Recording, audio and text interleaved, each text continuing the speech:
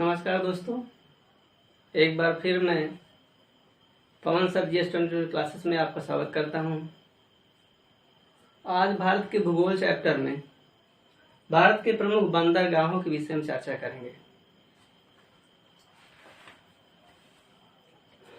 बंदरगाह ऐसे स्थल होते हैं किसी देश का वो समुद्री किनारा जहां पर सामानों का आयात निर्यात किया जाता है। विदेशों से किसी देश में सामानों का आयात निर्यात जहाज के माध्यम से जहां पर किया जाता है, एकत्रित किया जाता है, उसे बंदरगाह कहते हैं। बंदरगाह हर देश में होते हैं। ऐसे देश जो समुद्र किनारे स्थित हैं, वहां पर किसी दूसरे देश से सामानों का आयात निर्यात के लिए सबसे पहले समुद्र मार्ग से जहाजों के माध्यम से सामानों को वहां उतारा जाता है। इसके बाद देश के आंतरिक भागों में उसे भेजा जाता है। भारत में भी इसी प्रकार बंदरगाह हैं।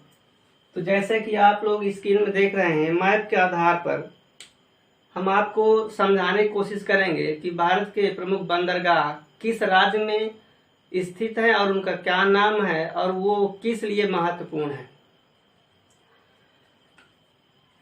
वैसे तो भारत में लगभग 250 बंदरगाह हैं, लेकिन इसमें से कुछ प्रमुख बंदरगाह हैं जिसकी चर्चा हम आज इस क्लास में करेंगे। मैप के अनुसार आप देख रहे हैं, ये भारत का दक्षिणी भाग ऐसा भाग दिखाई दे रहा है जो समुद्र किनारे स्थित है। भारत के राज्यों में गुजरात, महाराष्ट्र, गोवा, कर्नाटक और केरल ये पश्चिमी तटीय राज्य हैं जो अरब सागर के तट पर स्थित हैं। गुजरात, महाराष्ट्र, गोवा, कर्नाटक और केरल ये पश्चिमी तटीय राज्य हैं जो अरब सागर के तट पर स्थित हैं। इसी क्रम में देखते हैं पश्चिम बंगाल, उड़ीसा, आंध्र प्रदेश और तमिलनाडु ये ऐसे राज्य हैं जो पूर्वी तट पर स्थित हैं, बंगाल की खाड़ी के किनारे पर स्थित राज्य हैं। इसके अलावा और भी छोटे छोटे राज्य और केंद्र शासित प्रदेश हैं जो समुद्र के किनारे स्थित हैं, समुद्र के पास उनकी सीमा है। इसमें से बंदरगाहों की चर्चा करेंगे तो सबसे पहले हम पश्चिमी तटीय बंदरगाह के विषय में जानेंगे। पश्चिमी तटीय बंदरगाह गुजरात राज्य की बात करते हैं। गुजरात राज्य भारत के पश्चिमोत्तर भाग में स्थित है। गुजरात में 2 प्रमुख बंदरगाह हैं, जिसमें से एक है कांडला बंदरगाह। कांडला बंदरगाह गुजरात में है, जिसका वर्तमान में नाम पंडित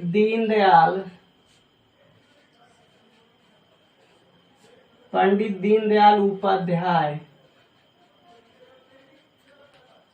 बंदरगाह रख दिया गया है। कांडला बंदरगाह के विषय में अगर चर्चा करें तो ये एक ज्वारी बंदरगाह है, प्राकृतिक बंदरगाह है। ज्वारी बंदरगाह अर्थात ज्वार भाटा से इसका निर्माण हुआ प्राकृतिक बंदरगाह है, नेचुरल बंदरगाह। और ये गुजरात का सबसे प्रमुख बंदरगाह है, गुजरात का सबसे बड़ा बंदरगाह है। इस बंदरगाह के माध्यम से उत्तरी भारत के राज्यों से सामान का आयात निर्यात किया जाता है, विदेशों में सामान भेजा जाता है। इसके अलावा गुजरात में एक और बंदरगाह प्रमुख है जिसका नाम है दाहेज बंदरगाह।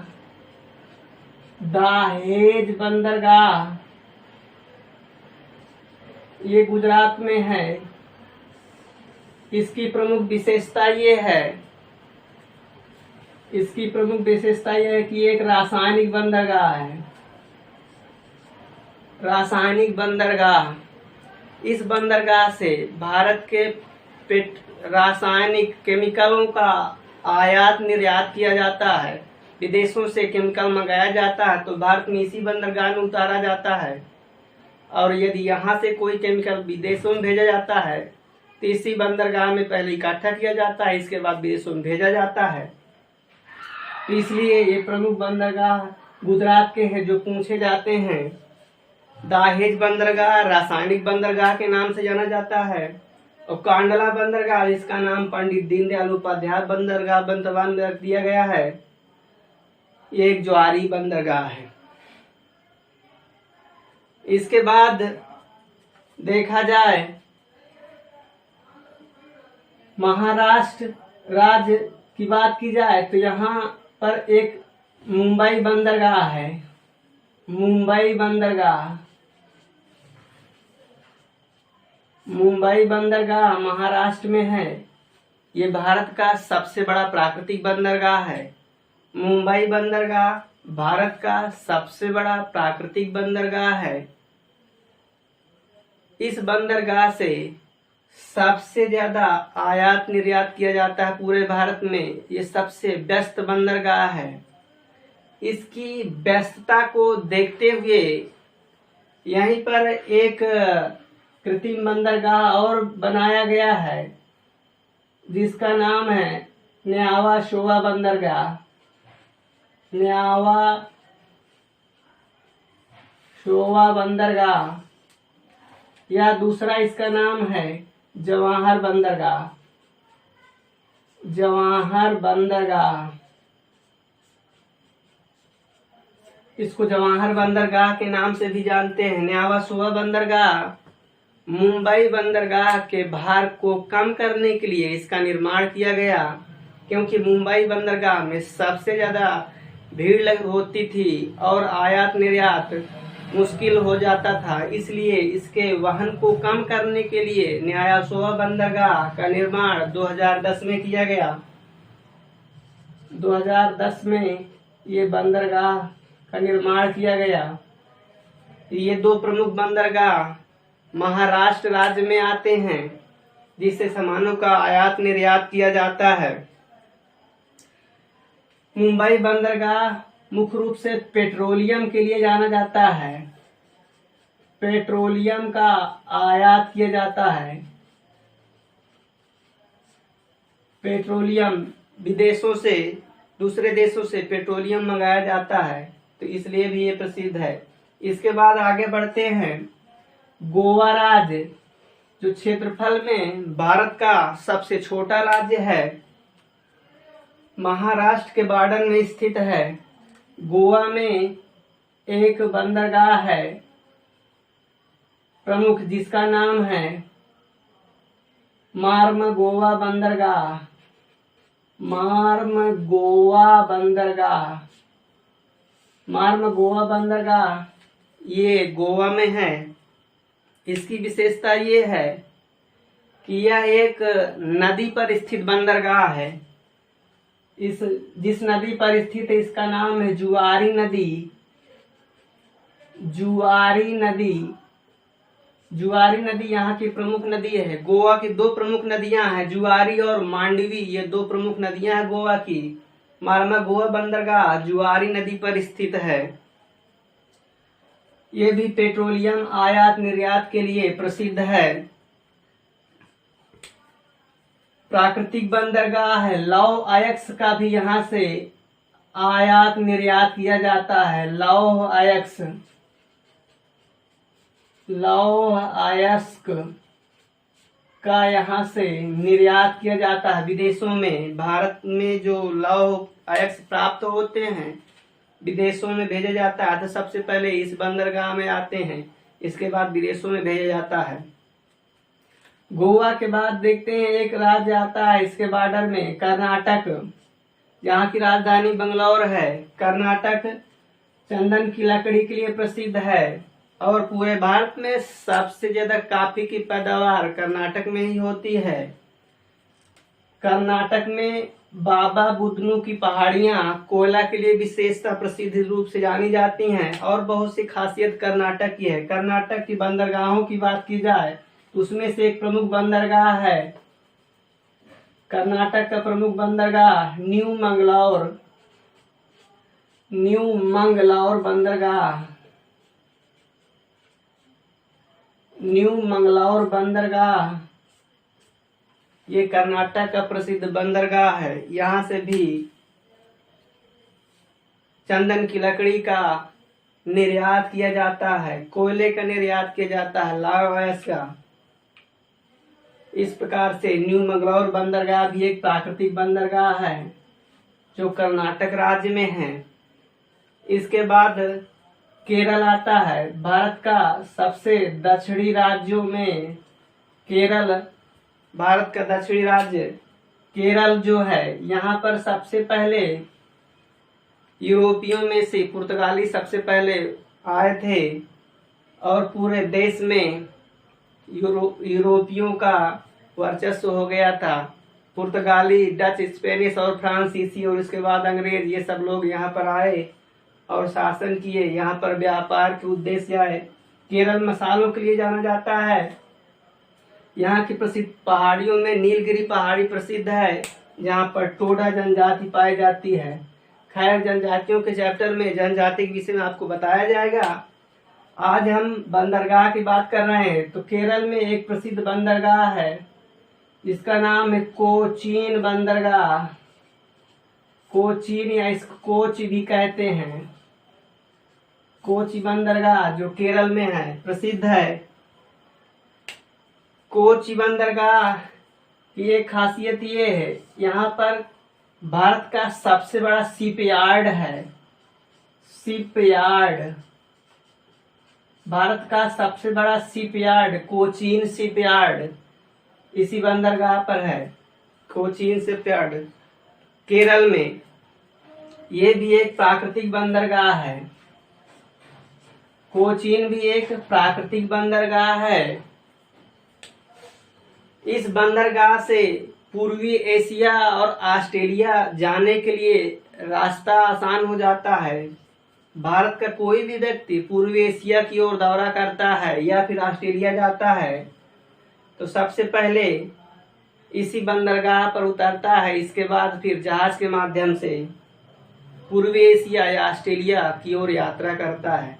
इसलिए भी ये बंदरगाह प्रसिद्ध है। तो इस प्रकार हम देखते हैं पश्चिमी तट के जो बंदरगाह प्रमुख हैं उसमें से सबसे पहले गुजरात राज्य में कांडला बंदरगाह, उसके बाद दहेज बंदरगाह, इसके बाद मुंबई की बात की जाए तो मुंबई में मुंबई बंदरगाह और न्यावासोवा बंदरगाह जिसका जवाहरलाल बंदरगाह के नाम से भी जाना जाता है।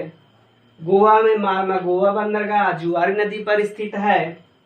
इसके बाद कर्नाटक में न्यू मंगलौर बंदरगाह और केरल में कोचीन बंदरगाह।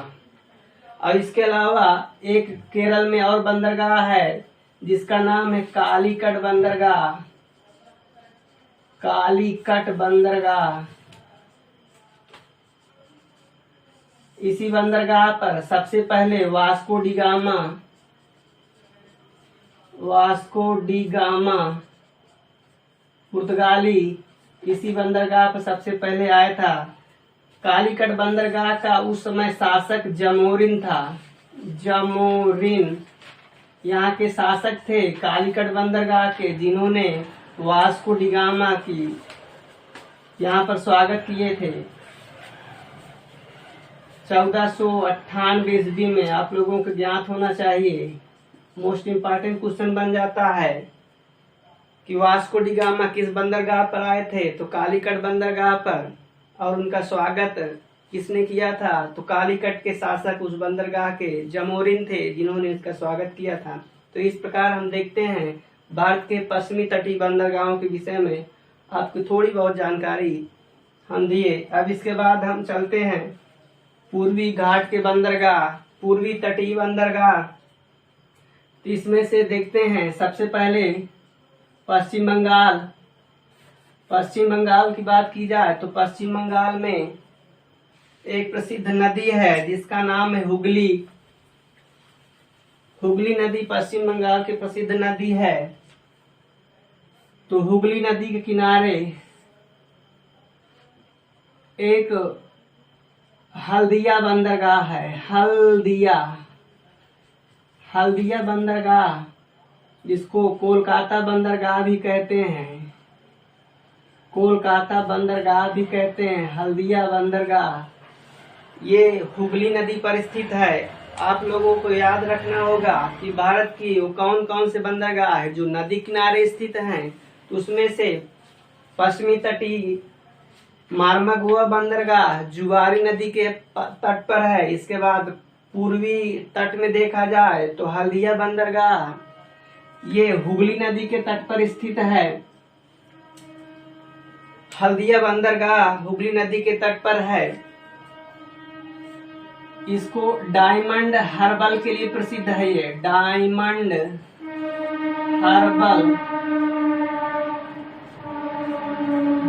हर्बल के लिए प्रसिद्ध है। अगर हीरे का आयात निर्यात किया जाता है तो इसी बंदरगाह के माध्यम से किया जाता है। पेट्रोलियम का आयात निर्यात, भारत में लॉ एक्स का आयात निर्यात या फिर कोयले का आयात निर्यात के लिए भी ये बंदरगाह प्रसिद्ध है। पश्चिम बंगाल के बाद उड़ीसा में आते हैं। इसके जस्ट नीचे उड़ीसा राज्य, राजधानी भुवनेश्वर। उड़ीसा का प्रसिद्ध बंदरगाह है पारादीप बंदरगाह, ये उड़ीसा में है। पारादीप बंदरगाह, इसका निर्माण 1962 ईस्वी में हुआ। 1962 ईस्वी में पारादीप बंदरगाह का निर्माण किया गया। ये कोयला लॉ एक्स के लिए प्रसिद्ध है। यहाँ से कोयला लॉ एक्स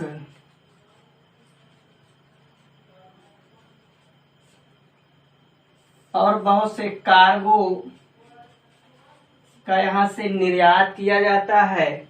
इसलिए यहाँ से एक प्रश्न ये बन जाता है, भारत का वो कौन सा बंदरगाह है जो खनिजों के लिए प्रसिद्ध है। तो खनिजों के लिए प्रसिद्ध बंदरगाह पारादीप बंदरगाह खनिजों के लिए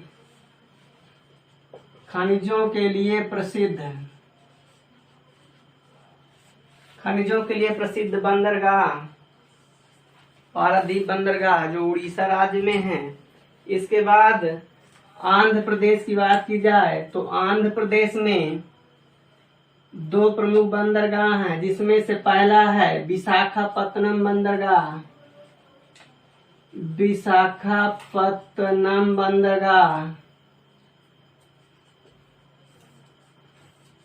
ये भारत का सबसे गहरा बंदरगाह है। इसकी विशेषता, भारत का सबसे गहरा बंदरगाह विशाखापत्तनम है। ये भी एक प्राकृतिक बंदरगाह है। विशाखापत्तनम बंदरगाह 1933 में इसका निर्माण हुआ। 1933 ईस्वी में इसका निर्माण किया गया। विशाखापत्तनम बंदरगाह लौह अयस्क निर्यात के लिए प्रसिद्ध है। लौह अयस्क निर्माण के लिए प्रसिद्ध है। इसके अलावा आंध्र प्रदेश में एक निजी बंदरगाह है कृष्णपट्टम बंदरगाह।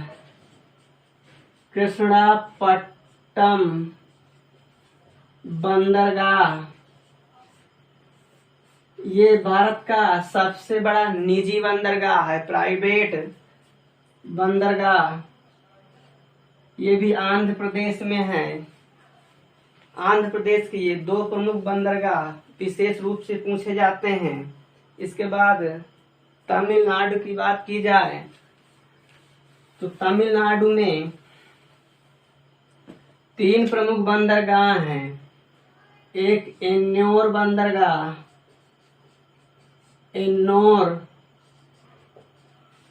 बंदरगाह। इसकी खासियत ये है, ये भारत का सबसे पहला कंप्यूटरीकृत बंदरगाह है। सबसे पहला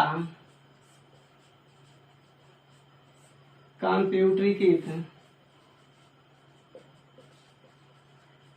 बंदरगाह है। सबसे पहले कंप्यूटर से सामानों का आयात, कंप्यूटर से जोड़ घटाना, सामानों का लेन देन कंप्यूटर के माध्यम से सबसे पहले इसी बंदरगाह में किया गया।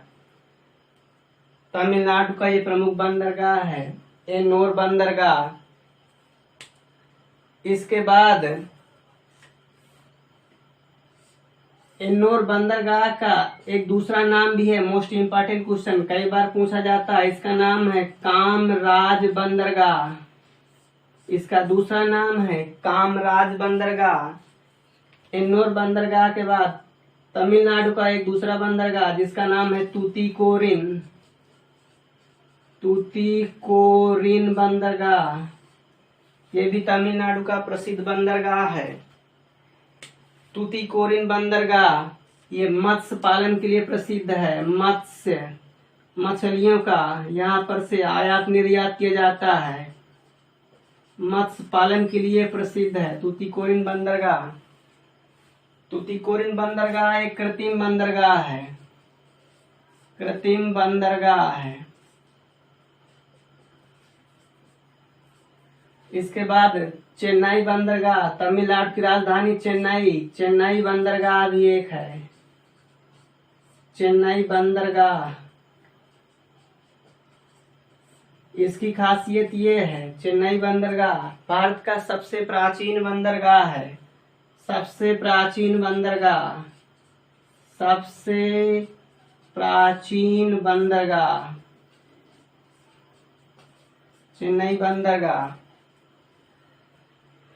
चेन्नई बंदरगाह सबसे प्राचीन बंदरगाह है। ये भी एक कृत्रिम बंदरगाह है।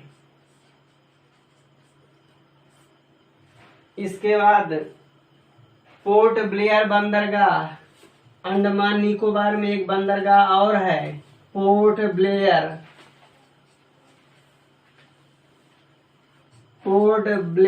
बंदरगाह। ये अंडमान निकोबार राज्य में स्थित है।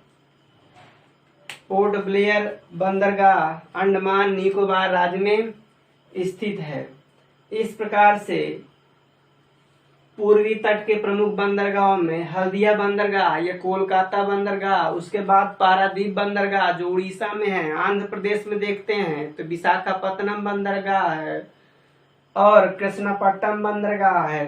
तमिलनाडु की बात की जाए तो एन्नोर बंदरगाह, तूतीकोरिन बंदरगाह और इसके बाद फिर चेन्नई बंदरगाह है। अंडमान निकोबार का एक प्रसिद्ध बंदरगाह पोर्ट ब्लेयर बंदरगाह है। तो ये कुछ प्रमुख बंदरगाह थे।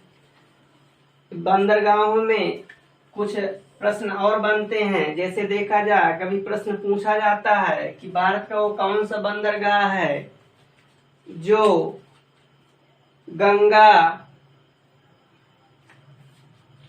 गंगा नदी का द्वार कहलाता है। गंगा नदी का द्वार, गंगा नदी का द्वार किस बंदरगाह को कहते हैं? तो ये है हल्दिया बंदरगाह या फिर कोलकाता बंदरगाह। गंगा नदी का द्वार इस बंदरगाह को कहते हैं। पूछा जाता है मुंबई बंदरगाह किस द्वीप पर स्थित है? मुंबई बंदरगाह किस द्वीप पर स्थित है? तो सैलसीट द्वीप पर स्थित है। सैलसीट द्वीप पर मुंबई बंदरगाह स्थित है। इस प्रकार से कुछ प्रश्न और बन जाते हैं। तो ये बंदरगाह किसी न किसी एग्जाम में आपसे पूछे जाते हैं। भारत के भूगोल में आज के चैप्टर में बस इतना ही। यदि आपको ये वीडियो पसंद आ रहा हो तो आप लोग लाइक, शेयर और सब्सक्राइब जरूर करिएगा। इसी के साथ मैं अपने वाणी को विराम देता हूँ। धन्यवाद।